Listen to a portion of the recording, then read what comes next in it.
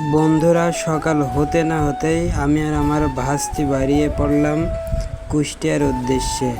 আমাদের যে মনাটন সুজুকি গাড়িটা কিনেছি আমরা, সেটা সার্ভিসিংয়ের জন্য কুষ্টিয়াতে যাচ্ছি। আজকে গাড়ির দ্বিতীয় সার্ভিসিং, সেই উদ্দেশ্যে আমরা কুষ্টিয়াতে রওনা দিয়েছি।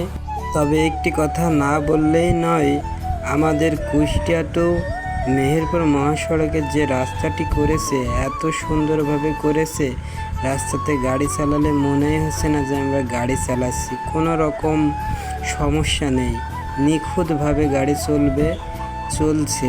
আপনারা দেখতে পাচ্ছেন যে রাস্তার চারিপাশ কত সুন্দর। হাসিনা সরকার কিছু করুক বা না করুক, রাস্তার দিক থেকে অনেক উন্নয়ন করেছে সে, তার কথা না বললেই নাই। সে এখন সাবেক সরকার, তাও তার কথাটা বললাম। আসলে রাস্তার ব্যাপক উন্নয়ন করেছে।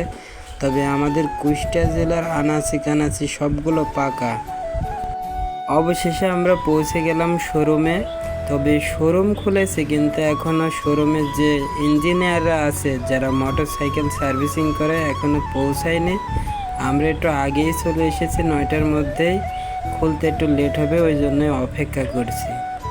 বন্ধুরা, সার্ভিসিং শেষে আমরা রওনা দিলাম ডিশা টাওয়ারের উদ্দেশ্যে।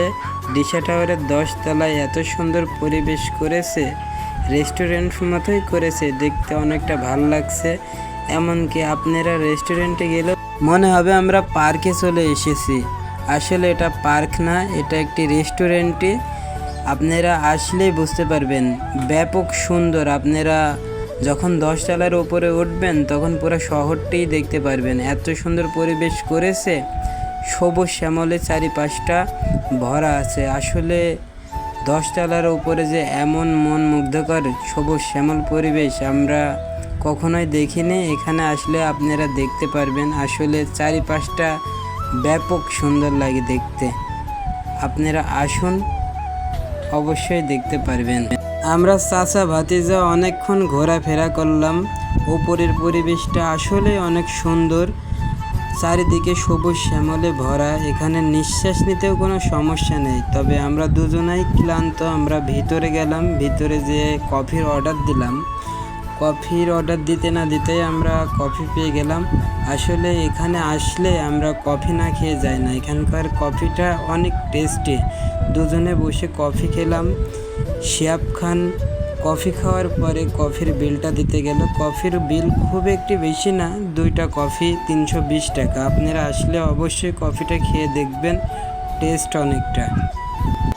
কফি খাওয়া শেষে ভাস্তি আবদার করলো, কাকু আবারও চলো ওপরটা এক পাক ঘুরে আসি। আমার খুবই ভালো লাগছে ওপরটা দেখতে, সবুজ শ্যামলে পরিবেশটা একেবারেই ভরা। আমরা দুজন আবার ওপরে গেলাম, যে কিছুক্ষণ বসে আমরা বাসায় যাব।